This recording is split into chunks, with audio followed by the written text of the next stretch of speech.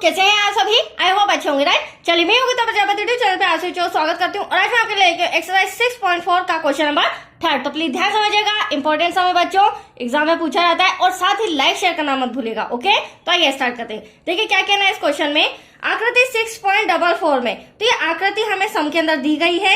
अब इसमें एक ही आधार BC पर दो त्रिभुज ABC और DBC बने हुए हैं। यदि AD, BC को O पर प्रतिच्छेद करे तो दर्शाइए कि, मतलब कि सिद्ध कीजिए कि एरिया ABC अपॉन में एरिया DBC बराबर है AO अपॉन में DO के, राइट। तो चलिए सबसे पहले हम ड्रॉ में इसे समझ लेते हैं। हमें क्या कहा गया, एक ही आधार BC पर। तो आप देख सकते हैं ये BC हमारा क्या हो जाएगा, आधार। अब इससे दो त्रिभुज बन रहे, एक बन रहा है ABC, तो एक ABC ये वाला त्रिभुज, दूसरा बन रहा है DBC, तो ये रहा DBC, दूसरा त्रिभुज ये बन रहा है आपके सामने।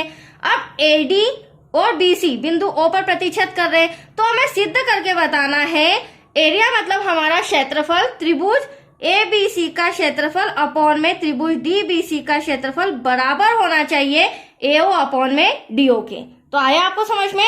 चलिए अब सबसे पहले इंपॉर्टेंट पॉइंट में यहाँ पर आपको ये बता देती हूँ। हमारे पास डायरेक्टली ये बड़ा वाला त्रिभुज दे रखा है, सॉरी ये वाला त्रिभुज दे रखा है और दूसरा ये वाला त्रिभुज दे रखा है। तो हमारी जो भुजाएं हो रही है जैसे AB, AC और BC, इधर से देखें तो DB, DC और BC, राइट। कहीं भी हमारा O से कोई ट्रांजैक्शन नहीं हो रहा है, मतलब O किसी भी हालत में हमारी साइड में भुजा में नहीं आ रहा है। तो मैं आपको पहले यहाँ हिंट दे देती हूँ, यहाँ पर हमें एक लंब डालना पड़ेगा A से और D से, जो कि हम रचना में करेंगे। उससे हमारा जो भुजा A है मतलब OA अपॉन में DO इजीली आ जाएगा। तो सबसे पहले तो मैं जो दिया गया है और जो सिद्ध करना है वो लिखूंगी बच्चों। तो दिया है त्रिभुज ABC दिया है हमें, तथा साथ ही साथ हमें त्रिभुज DBC दिया है, राइट। अब हमें सिद्ध करना है, वो भी हम रिटर्न कर लेते हैं फटाफट। तो सिद्ध करना है, क्या सिद्ध करना है, एरिया ब्रैकेट में ABC का क्षेत्रफल डिवाइड में DBC का क्षेत्रफल बराबर होना चाहिए भुजा AO अपॉन में DO के, राइट। तो अभी मैंने जस्ट आपको बताया, यहाँ पर हम डायरेक्टली भुजा नहीं निकाल सकते क्योंकि जो हमें ड्रॉ दिया गया है उसमें O से कोई भी ट्रांजैक्शन नहीं हो रहा, कोई साइड हमारी नहीं बन पा रही। तो एटलीस्ट मुझे यहाँ पे क्या करना पड़ेगा, मैं एक रचना करूंगी, राइट। अब रचना में क्या करेंगे, ध्यान से देखिएगा। रचना में हम करेंगे बच्चों, यहाँ पर A से मैं भुजा BC पर, राइट, भुजा BC पर एक लंब डाल रही हूं। ये इस तरीके से लंब हमेशा 90 डिग्री का होता है, राइट। इसे मैं नाम दे देती हूं ई नाम दिया इसे। ठीक वैसे ही बिंदु D, ये जो हमारा एंगल बन रहा है, इससे BC रेखा पर, राइट, BC भुजा पर हम एक लंब हम यहां पर डाल देते हैं, जिसे नाम देंगे हम F, राइट। यहां तो कोई डाउट? चलिए अब हम रिटर्न करेंगे। हमने रचना में क्या किया है, A से BC रेखा पर, तो लिखेंगे A से BC रेखा पर एक लंब E खींचा तथा D से BC रेखा पर एक लंब F खींचा। अब आप देख सकते हैं कि दोनों लंब हैं और लंब हमेशा क्या होता है, 90 डिग्री का। तो हम यहाँ कह सकते हैं इसीलिए एंगल E बराबर है एंगल F के। क्यों बराबर है, क्योंकि एटलीस्ट दोनों 90 डिग्री के, राइट। यहाँ तो कोई डाउट आपको? चलिए अब आप रचना में देख लीजिए, सॉरी ड्रॉ में देख लीजिए मैंने ऐसा क्यों किया। आप यहाँ पर देख रहे हैं AEO या फिर AOE, एक त्रिभुज आपको ये नजर आ रहा है, साथ ही साथ आपको दूसरा त्रिभुज नजर आ रहा है DOF। तो यहाँ पर आप देख सकते हैं यदि मैं इन दोनों त्रिभुज को आपस में समरूप बता देती हूँ तो एटलीस्ट इनकी जो संगत भुजाएं हैं वो आपस में क्या होंगी, आनुपातिक, मतलब बराबर होगी। तो यहाँ से हमें OA अपॉन में OD जो कि हमें सिद्ध करके बताना है वो हमें इजीली मिल जाएगा और हम सिद्ध कर लेंगे। इसीलिए बच्चों मैंने यहाँ पर रचना की है, A से लंब डाला और D से भी लंब डाला है। तो आया आपको समझ में? चलिए अब यहाँ पर ड्रॉ मैंने एक और बना के रखा है। अब हम लेंगे बच्चों त्रिभुज AOE तथा DOF में। तो त्रिभुज AOE तथा त्रिभुज DOF में।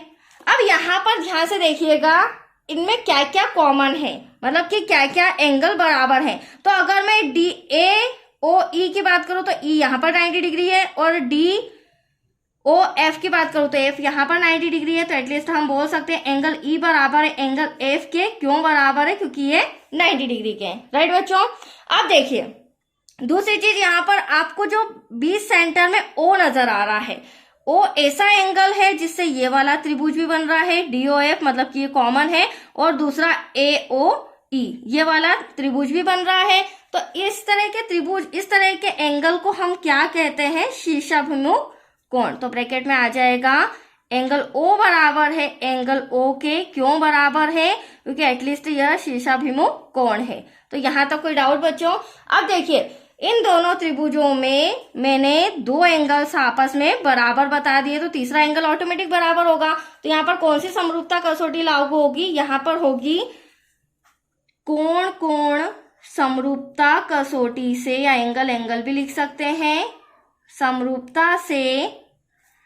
अब हम कह सकते हैं त्रिभुज AOE बराबर है, सॉरी समरूप है त्रिभुज AOE, समरूप है त्रिभुज DOF के। राइट, और जब ये दोनों त्रिभुज आपस में समरूप है तो इनकी जो संगत भुजाएं हैं वो आपस में क्या होंगी? बराबर होंगी, आनुपातिक होंगी। तो यहाँ पर मैं वंस मोर और लिख लेती हूँ, त्रिभुज AOE समरूप है त्रिभुज DOF के। अब इससे हम संगत भुजाएं इसकी बराबर बताएंगे। त्रिभुज AOE में AO, यहाँ पर DO मैंने पहले भी इसी ट्रिक से आपको कराया है। अगर आपको ड्रॉ में इस तरह से साइड्स देखने में प्रॉब्लम्स होती है तो आप ये दूसरी ट्रिक जो मैंने आपको सिखाई इस अकॉर्डिंग भी आप कर सकते हैं। तो यहाँ पर OE अपॉन में OF जो कि बराबर है AE अपॉन में DF के। तो यहाँ लिख देती हूं मैं AE अपॉन में DF। अब आप देख सकते हैं इजीली तीनों साइड्स हमारी आ चुकी है। इसे मैं दे देती हूँ इक्वेशन नंबर फर्स्ट। यहाँ तक कोई डाउट बच्चों? चलिए अब हम क्या करेंगे, चूंकि हमें सम के अंदर क्षेत्रफल आ रहा है, राइट, यही सिद्ध करना है। तो अब हम लेंगे त्रिभुज ABC का क्षेत्रफल और DBC का क्षेत्रफल। बट उसके पहले बता दूं त्रिभुज का क्षेत्रफल एटलीस्ट क्या होता है। तो त्रिभुज का क्षेत्रफल बराबर 1/2 मल्टीप्लाई में आधार और मल्टीप्लाई में ऊंचाई, जो कि हम छोटी क्लासेस से पढ़ते आ रहे हैं। राइट, तो ये फॉर्मूला है बच्चों, इसी अकॉर्डिंग हमें इस सम को सिद्ध करके बताना है। तो अब मैं ले रही हूं त्रिभुज ABC का क्षेत्रफल और डिवाइड में हमें क्या दिया गया है? त्रिभुज DBC का क्षेत्रफल। चलिए फॉर्मूले के अकॉर्डिंग 1/2 तो हम हैंड टू हैंड लिख लेते हैं। अब आप ड्रॉ में आ जाइए। ड्रॉ में देखिएगा हमें क्या चाहिएगा? आधार। राइट, तो सबसे पहली बात त्रिभुज ABC की बात करूं तो BC आधार है, और अगर DBC इस त्रिभुज की बात करूं तो यहाँ पर भी हमारा BC क्या हो जाएगा?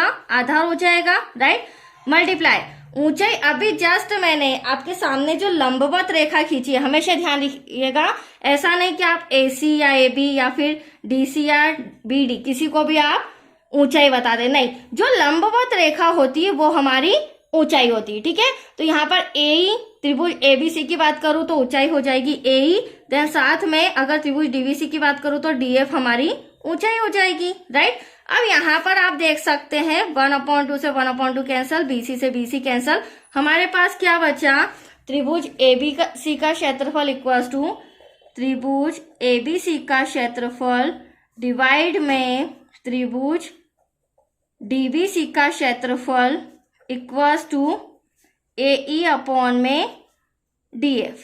अब हालांकि हमारा आंसर तो आया नहीं, क्योंकि हमें आंसर में क्या चाहिए? हमें चाहिए AO अपॉन में DO। तो यहाँ पर समीकरण 1 से, क्योंकि ये तीनों साइड से इक्वल है, आपस में बराबर है, ये दोनों त्रिभुज समरूप है, तो AE अपॉन में DF इसके प्लेस पर मैं क्या लिख सकती हूँ? AO अपॉन में DO। That's your answer. तो यहाँ लिखेंगे समीकरण 1 से त्रिभुज ABC का क्षेत्रफल डिवाइडेड में आ जाएगा हमारा त्रिभुज DBC का क्षेत्रफल इक्वल्स टू AO अपॉन में DO। That's your answer. यही सिद्ध करना था बच्चों हमें। बहुत ही अच्छा सम था, कंप्लीट हो चुका है। तो आज के लिए इतना ही। नेक्स्ट वीडियो मिलेगा क्वेश्चन 4 से रिलेटेड। ओके।